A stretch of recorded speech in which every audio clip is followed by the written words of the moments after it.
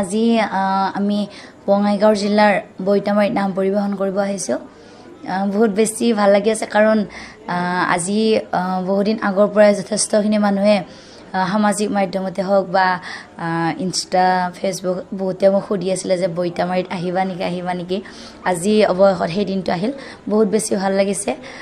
নাম পৰিৱেশন কৰোঁ, ৰাইজৰ কেনেকুৱা সঁহাৰিব চাই লওক।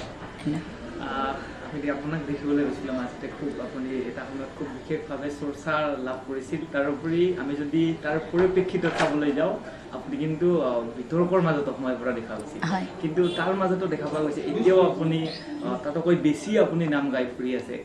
সেই সকলো ব্যক্তিসকলক উদ্দেশ্য কৰি আপুনি কি মতামত?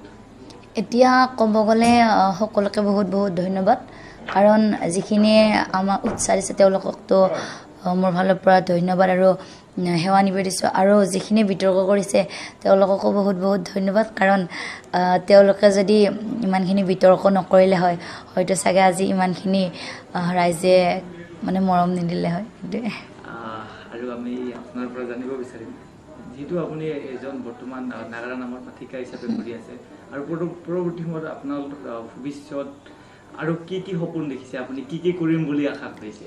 এতিয়া ক'ব গ'লে প্ৰথমতে যিহেতু মই সৰুৰ পৰা ডান্সৰ লগত জড়িত হৈ আছিলোঁ, এতিয়াতো ডান্সটো যথেষ্টখিনি এৰাৰ দৰে হৈছে।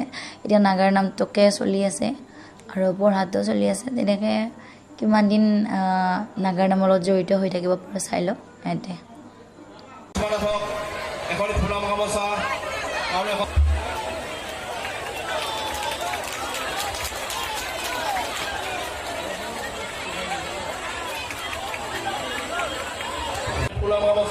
আৰু এখন গামোচাৰে সম্বোধন যাব, লগতে এখন মানপত্ৰ।